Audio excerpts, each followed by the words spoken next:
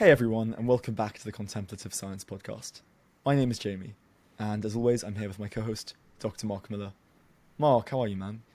As always, I'm excited to be on the podcast, but again, I'm sort of particularly excited this week because we get to talk about my research, which is so much fun. The guest we have today has done a great job of formalizing a lot of the ideas in the cognitive framework that I'm thinking about and applying it to meditation. So I'm especially excited about today. Yeah, we are lucky enough, and it really is an honor to have on Dr. Shamil Chandaria, who is a senior professor with a multidisciplinary background, and interestingly, 30 years in mathematical modeling of diverse systems. Among his placements, he's been at the Center for Eudaimonia and Human Flourishing at Oxford, and among his number of degrees, he has an MA in philosophy from UCL, where interestingly he developed an interest in philosophy of science and philosophical issues in biology. But today we're going to be discussing his work on, roughly speaking, predictive processing, something that, as Mark mentions, he's done some of, and my job is to try and keep it as grounded as possible for myself, selfishly, with all you listening at home as well. Shamil, how are you? Yeah, I'm great. Thank you. It's an honor to be here on this podcast. Great. Well, listen, let's just jump straight in. Like, a lot of your work about predictive processing, in short, refers to how the brain deals with a changing environment. And just to kick off on a high level, what is our traditional account of that? Yeah, so I think, maybe a couple of decades ago, the general idea of how the brain is working is that you got information flowing in from the senses, and it's somehow processed up a hierarchy. And then at the top of the hierarchy, we figure out what's going on. There's a tree there, there's my grandmother or whatever. But I think that view of what's happening, that information processing view of the brain, turns out to be quite inadequate. And what we've kind of figured out over the last couple of decades is that the brain kind of works in the opposite direction, which is what's happening is that it's too difficult to process, to take the sensory data and figure out what's going on. It's far too ambiguous. It's just a computationally explosive problem. And we know this from the mathematical theory. We know this because when we try to do machine learning, it's just impossible to do it. And evolution faces the same computational constraint.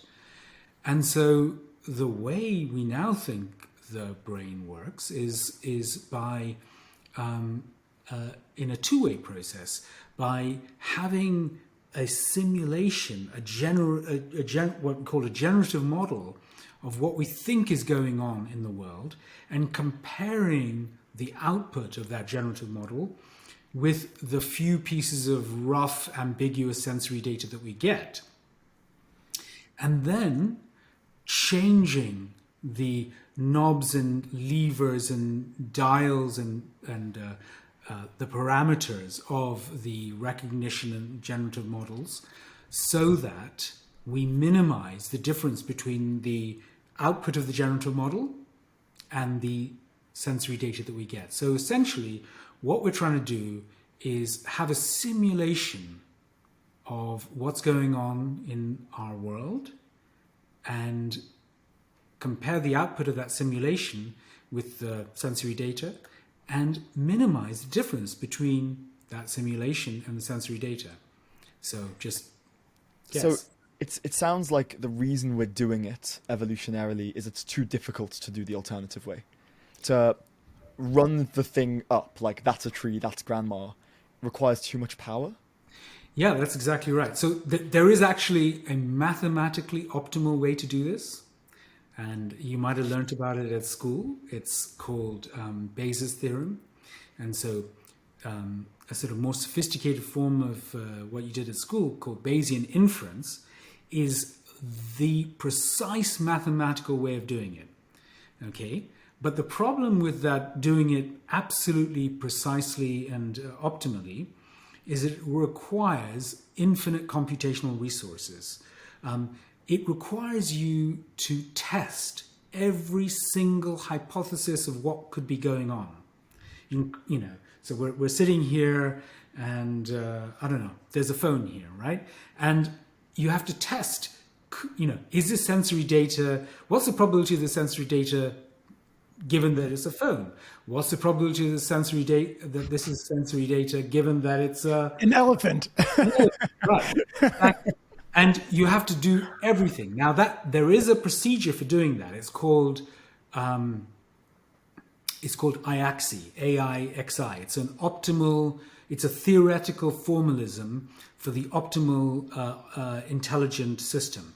But it requires infinite computational resources, and you basically have to sort of test out every single hypothesis on a Turing machine and work it out. Now, that's just not possible. So both in machine learning and in evolution, we use something which is an amazing piece of a workaround, a hack.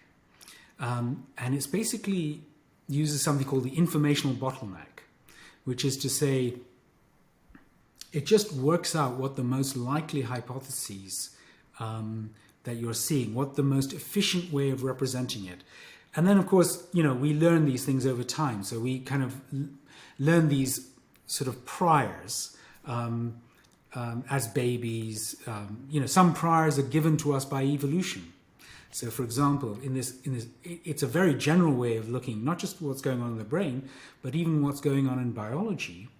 So one of the top level priors that we might have is that our blood sugar should be between 4 millimoles per liter and like 8 millimoles per liter or something like this. And that's given to us not just by our parents, it's given to us by billions of years of evolution.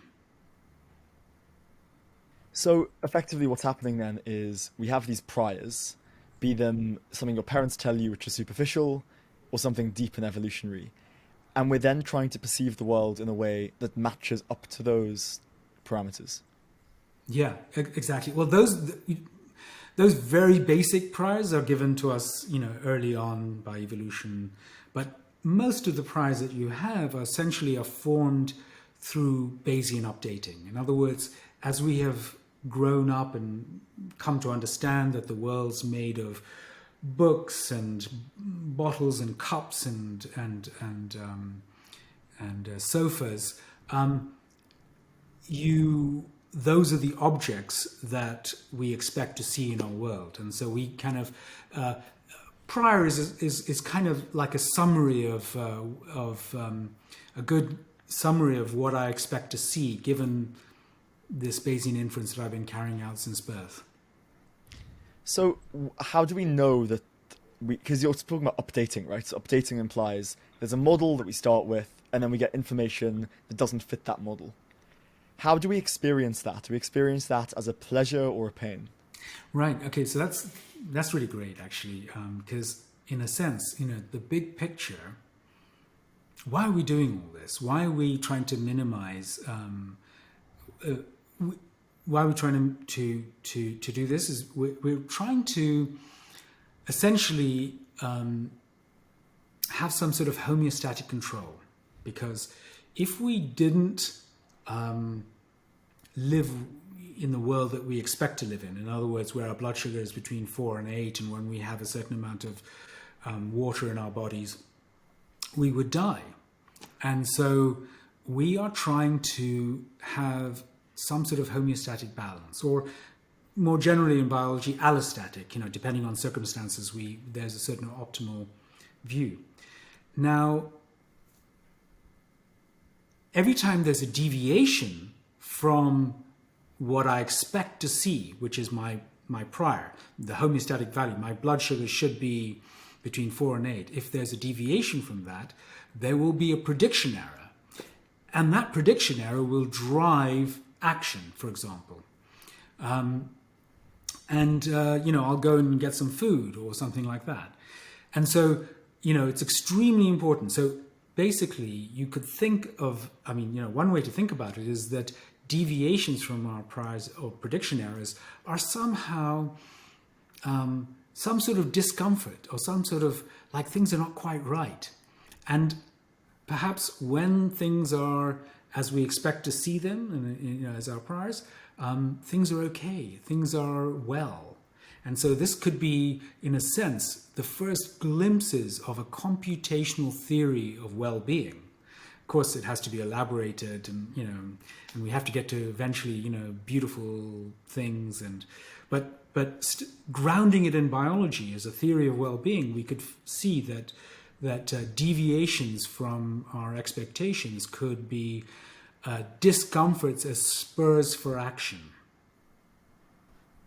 Mark, I want to bring you in here, right? Because it's interesting. Like half the time, or a proportion of the time, there are spurs for the action, but other times we get stuck. Tell me about the potential for us to not take on that feedback and get stuck. Well, that was just one thing I was thinking. I don't know how much we want to complexify this story, because Shamil's exactly right. And we have a paper out just recently called The Predictive Dynamics of Happiness and Well-Being, where we lay out that view that cohesiveness relative to your expectations feels good or feels bad. So we have this really nice way of thinking about at least momentary subjective feelings of goodness coming out of the model working well. But you can also get bad models. You can get bad predictions into the system, and then confirmation of those things will feel good, but they're kind of bad for you, like addiction. Depression is another one too, isn't it? I heard in your recent talk at Oxford, Shamil, where you were talking about depression being a high-level expectation that things just aren't working very well. And the sort of nasty bit about the predictive brain is once it believes the world's a place that doesn't tend to work out, then it does the same thing Shamil's been talking about, as it goes around trying to confirm that actually the world is a place where things don't really work out. And you might get a kind of nasty little reverse reward processing here, where you start to be rewarded. It feels good when you confirm that the world is kind of bad. And so this helps us account for, because we do see in people with major depression, we can see the reward circuitry working in this sort of inverse way, where we're starting to get rewarded when we see a punishing state, which is, it's a shame, isn't it? I mean, you can see where this elegant system that's built to cheaply digest how it is in the world and to help us get a really good grip on how things are, it can be led astray in all sorts of interesting ways, where then those predictive dynamics actually work against you rather than for you, which is why I'm so interested in, and maybe we can move here next, is the way that this view of the brain might be interesting for contemplatives, and how we might use contemplative training to make sure that the predictive brain is working in the ways that are beneficial rather than along these potentially detrimental lines. So maybe that's just a good open question, Shamil. I mean, what do you see? Why would a contemplative be interested in this vision of the brain? Why might we think that this is the right cognitive architecture to think about contemplative training? What do you think? Yeah, that's great. In fact, one of the really interesting ideas and contrasts between traditional philosophical views and those views coming out of contemplative traditions, often from Asia, is that those contemplative traditions in Buddhism and Vedanta and Zen and even maybe Taoism, what was inherent is that they understood that to some extent we are constructing our world. They had different metaphysical positions, but essentially this was one of the great insights. And by the way, this wasn't just in Asia. To some extent, Stoicism and other ancient traditions coming from the Hellenistic world also had this view. And the great insights from these traditions are that if we are constructing our world, then by training our mind, we can learn to construct it in ways that are more conducive for human flourishing, for seeing the world in beautiful ways. And just to choose a Greek philosopher, Epictetus, had this fundamental insight, which is that, look, it's not things that are bad in themselves. It's my reaction to those things that make it bad or good. Yeah. Wow, it's incredibly good news in a way, isn't it? Like the fact that your brain is constructing for itself your experience of reality. I mean, that can sound a bit spooky at first, like, oh no, I don't have access to reality. And it's not exactly that, because of course you're constructing this version of reality in ways that cohere with how it actually is. But what a liberating insight that this cognitive science framework can bring, which is if you're living in a world that you're not happy with, if there are things that are really challenging, there might be things you can change on this side, on the agent side, that can have a real impact on the world you're living in. If you can't, maybe you might think you can't change the world, but you can change yourself. And that dictum suddenly makes a lot of sense from this framework, doesn't it? Right, exactly. I mean, in a sense, you could see the kind of Buddha's Four Noble Truths about the way out of suffering as essentially seeing that, to some extent, we create we create the suffering that we have. There are ways of seeing the world in which somehow we lessen the resistance to things in the world, and so we don't fight them and we don't create the suffering. So I mean, and to follow up with your question, like meditation itself is essentially mindfulness training, for example, is getting to grips with the way we construct the world, just learning that. I mean, I think mostly we go around the world and we have this very naive view that we are seeing tables and chairs and people, the actual tables and chairs and people. We don't have this idea that what we are experiencing is a construction of a table and a chair and people. And so when I see somebody, with a slightly quizzical expression on their face, I interpret that they're somehow dissing me. I could also interpret that as that, oh, look, they're kind of curious in the way I'm thinking. When we come to realize that all of these things, tables, chairs, and people's expressions are, in a sense, constructions, then that's the beginning of the journey where we can start to reconstruct. So you couldn't even possibly reconstruct if you think that you're seeing a veridical chair, a veridical expression, and this I think is very important. So so if you're not clear that things are being constructed from the mind, from the inside out, then you take them as real, inherently Reified. Unwaveringly real. And for chairs and tables, maybe that's not hitting the audience for why that would matter. But let's think about things like jealousy, where you see the world through a jealous lens, means you see your partner as inherently unreliable. You see other people around your partner as inherently devious. And that could be true or not. I mean, that can be just your own lens. I think we've had a lot of experience with that probably, where you maybe through years of therapy or through meditation, you suddenly realize, wait.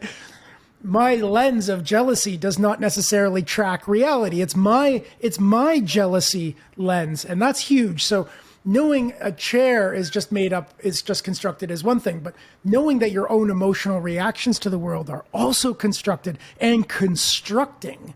Think about how much that frees you up, because now you realize, no, wait. This jealousy perception I'm having might not be out there, but rather it's part of my own frame. And if I know it's part of my own frame, you are liberated to make some other choices potentially. Like you might say to your partner, hey, I just got triggered. My jealousy lens just turned on. Can we talk about that? Am I tracking reality? Is this just my bag? And I say sometimes, like, that's why it's good to have meditation friends, because they're the kinds of people who they talk like that rather than saying, look, it is the case. Yeah, nice. That's a great example. I love that. That's a really great example. And, just to kind of work with that example, like there is this, so there is, once we realize that these, for example, emotions are not real, and the sort of technical philosophical jargon we might use is reification for something that is considered. Once we dereify our thoughts and emotions and see them as, and this is a bit of Buddhist jargon, see them as empty, lacking inherent existence in themselves. They're sort of mental construction. They're not. They're empty of inherent existence. Once we see that, we have the room to notice, and so I mean, there's two things that happens. The room can open up as you notice that it's empty, and you get more room between stimulus and response, in which one can say, "Oh, look, there's this jealousy arising. Let me discuss it. Has this got any basis?" But also, at a deeper level, as we start to notice the emptiness of phenomena, of emotions, as they become dereified, they actually start to lose their grip, their stickiness, their Velcro ability to drive craving and aversion. I don't want this. I really want this. When you kind of see its construction, you notice that I kind of want this, but the drive towards it or the drive away from it is slightly modulated, and that is the beginnings of a freedom. Yeah, I love that. That really, really help alleviate suffering. I have two questions, Jamie, before I let you jump back in. One, I'd like to know, does this cognitive framework, predictive processing, tell you anything about how we dereify in practice? That's one thing. So what are we actually doing to starting to break down some of this like sticky conceptualization that's got us all wrapped up and fretting? That's the first question. And then the second thing I'd like to come back to is this building back up, because I think that's something that's still overlooked a lot in the literature. I loved hearing you talk about it. It's something that I feel very passionate about as well. We talk a lot about the deconstructing aspect. And if you're looking to non-dual teachers around the world, you get a lot of the deconstructing flow. But actually, without the reconstructing bit, I think we're leading people in a potentially problematic direction, because they just keep dissolving. They keep seeing, oh my God, chairs aren't chairs, it's just data. And then they get stranded in a weird empty place where now the world isn't the way you thought it was going to be, without the second turning of the wheel, which is building yourself back up in beautiful ways, like you say. And I'd love to go there next. So one, can we say anything from the framework about how we break down our conceptualization? And then let's talk about building it back up again. Right. Yeah, beautiful. So traditionally, there are a couple of practices that help with this process of deconstruction, seeing the emptiness. Normally, to start with, what you kind of need to do is quieten the mind a little bit. Traditions often describe the beginner mind as a kind of as a monkey mind. We jump from thing to thing, and there's lots of stuff going on, and it's very difficult to start working with the mind. So often calming practices just gently turn the volume of appearances within consciousness down so we can start to work with them. And when we do that, we can start to notice thoughts or emotions or body sensations. And, I might, for example, have a pain in my knee that I'm attending to. And as I attend to them, I can notice that what I took as just a concept, a pain in my knee, can be broken down. Actually, it's not just a concept. It's kind of reverberating. It's loads of pins and needles. It's kind of shifting from place to place. It's impermanent. And as you start to deconstruct it, you notice that those fine-grade sensations aren't in themselves that they're body sensations, but the concept that this is a pain is a kind of a constructed process, and that these fine-grained sensations are just sensations, and that associated with that concept of the pain was, I don't want this. But as we start to tune into the fine-grained sensations, we notice that you can separate out the I don't want this from the sensations. And so we can slowly deconstruct. There's actually, from an information theoretic perspective, from an information processing point of view, this is actually how neural networks construct concepts of things like pain through lower level sensory details. And so I think, what we're doing in this deconstruction process is going closer to unfabricating concepts into their constituent parts in many ways. And what happens is that the stickiness of the concepts gets diluted. They're still there, but we are seeing things at a more fine-grained level of reality, and eventually we can come to see that the entire field of phenomena are just these passing show of fine-grained sensory appearances, and then perhaps we might notice that this is all happening within a sort of arena of awareness, and that itself appears to be some sort of a backdrop in which, and that itself may just be a stage, but that can itself offer a great deal of liberation, because suddenly, we've just been observing clouds in the sky and movement and lightning and thunder, and suddenly we become aware of the whole sky in which this is happening.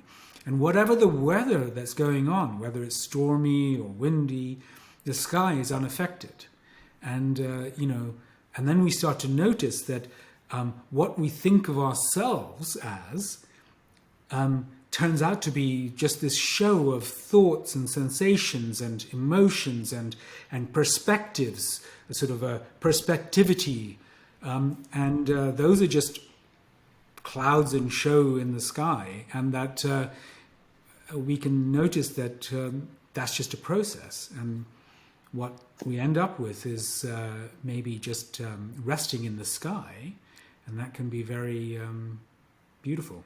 No wonder it feels good to have this sort of insight, because if the whole modus operandi of the cognitive system is to reduce error relative to expectations, I mean, of course, you're only reducing the errors that matter to you. I mean, we're not trying to reduce every error. We're trying to reduce the relevant errors.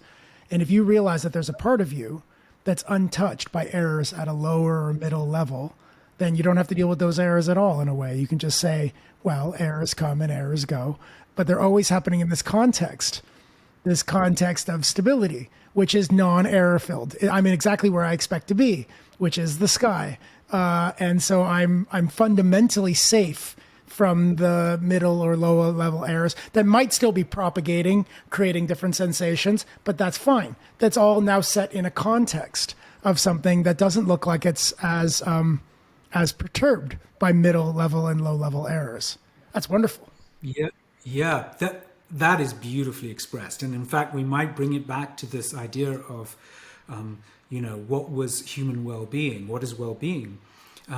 If you now have the insight, the insight sometimes of, say, for example, impermanent, that everything is just a process, everything is just an impermanent flux, and that is the nature of things, then as my awareness is bathed through this ever-changing, shimmering flux, those are not errors anymore. No, right. So if well-being is reducing error well over a lifetime or over many lifetimes, if that's what well-being looks like, then this is exactly the kind of high-level belief you want installed to be well, which is the high-level belief that, hey, by the way, it's all going to be changing. It's going to be error-filled. There's always going to be tension. And if you have a high enough level belief installed, a high enough, powerful enough prior that says that that's the case, then that ceases to be error in a way. I mean, it is error at some level, but it's not for the whole system. Suddenly the system could be cool with the fact that there could be a lot of challenge because challenge is predicted. Yeah, exactly. And in fact, just to generalize that a little bit, just to kind of put a richer flavor of top-level priors, in early Buddhism, they kind of had 3 insights, but let's call them priors. Yeah, nice. One was that things are impermanent. There will be this constant change and flux. What we conceive of as objects are actually just processes over longer periods of time. And the second insight, prior, mark of existence, is that was this idea of that what we think of as the processes that constitute ourselves. We think of ourselves as real things, as reified, but actually we're just made of these kind of thoughts and sensations and perspectives, and they're just another flow that we call ourselves. And when we see that, we are not caught up by this sort of sense of self, and so we can see that's not us. And the third was that that suffering or error, discomfort is a part of life, and that is that this error is absolutely part of life. And in fact, that's a brilliant way of conceiving the first noble truth. Yeah, there is error. Welcome to the realm of error. No matter what you predict, there will be discrepancy. Get used to it. And if you make your top level prior that there will be error, then at one level that error is no longer error. Yeah. It's just noise in the system that is predicted. And so that's an alleviation. You suddenly come out into well-being, because now you don't have error that's not predicted. Wonderful. Jamie, what do you think? No, it's interesting because that's, I think, a very neat way to distinguish between, the pain data is coming in, but you're not suffering. Like, you hear that move be made quite a lot in Buddhist circles.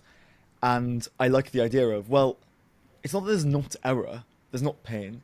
It's just that when you have a lens of, I'm expecting X amount of error, it's difficult to be disappointed.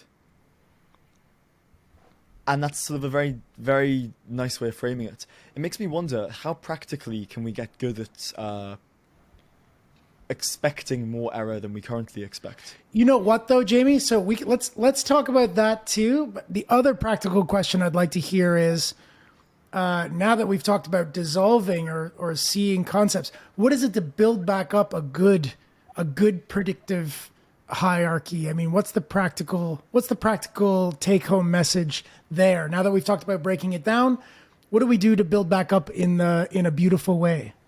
Yeah, that's great. So I think that, as you say, traditionally in contemplative systems, the first part is to dissolve things to the ground, or to the groundless ground, or to the absolute, or to nothingness, or whatever language one wants to use, to see that everything's a construction. But you can't live from there. That might be like amazing. Okay, you could be in a beautiful, deep, meditative absorption state of pure nothingness, pure light, minimal phenomenal experience, as Thomas Metzinger has coined it. But you can't live from there. And so we have to come back and as we reconstruct the world, if we reconstruct the same prior and the same hierarchy, we're back in the suffering. So what we have to do, along the way, we get these insights. We talked about the 3 marks of existence, the 3 characteristics, and those insights are, for example, traditional insights that can allow us to see the world in new and beautiful ways, in ways in which we're not flooded by errors that are not predicted, or the sense that the errors are predicted and therefore are not inherently suffering-making. But actually, the landscape of priors that is possible is enormous. The state, to put it in computational terms, the state space that we can live within is just this enormous conceptual landscape, this massive weight matrix of neural network weights of the high-level priors.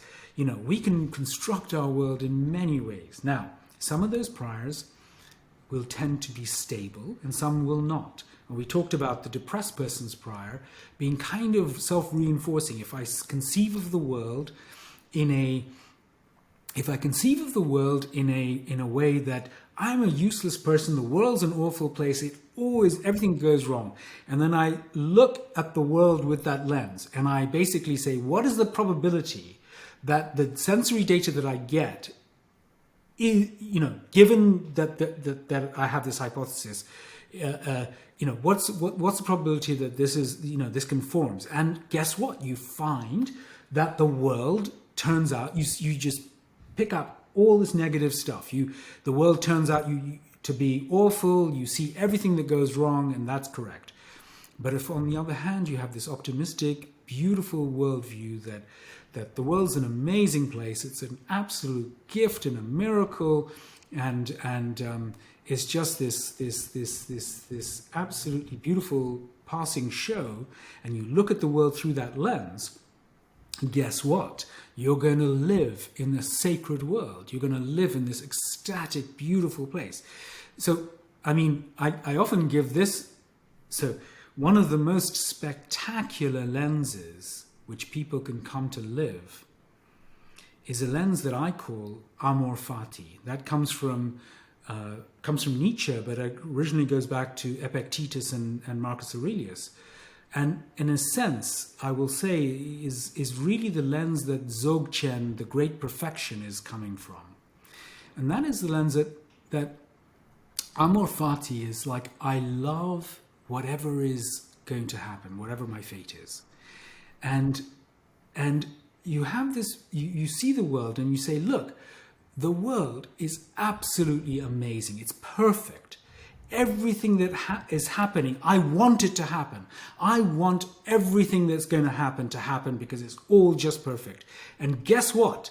Everything does happen, exactly what happens, and you get what you want, and it's ecstatic because you're totally fulfilled. The world is just unfolding in some sort of perfect way. And actually, we really can tune into this. Even the sort of difficulty of suffering and that we see in the world is part of an overall system of the fact that we can even get out of suffering, and in a forest you're going to have a beautiful flourishing forest, and part of that almost entails that there will be some trees that will be more shaded by other trees that are trying to grow, and that way species burgeon, and so there is this amor fati lens, and it is exquisite to live within these lenses. And I would say that they are stable equilibria that can be constructed in the sense that these priors reinforce themselves. They are not somehow just, we can imagine, you can't just put in any priors that are not in some sense validated through Bayesian updating. So what we have to see is that the way of looking at the world reinforces that way of looking at the world. Yeah. So these are things that have been discovered over thousands of years of wisdom, and they're beautiful ways of living. We've got to get you back on again because we're coming near to the end, but I feel like right now we're just coming up against maybe one of the reasons why religion has been so useful for us, because I guess religions potentially they convey some of these high-level priors that when installed are self-fueling in beautiful ways. Like we've learned over thousands of years what kind of priors, when installed, help us manage the volatility of our environment in ways that make our lives beautiful. And I think we're right up against that right now. So it would be great to have you back again and just start there and say, okay, now what are those priors?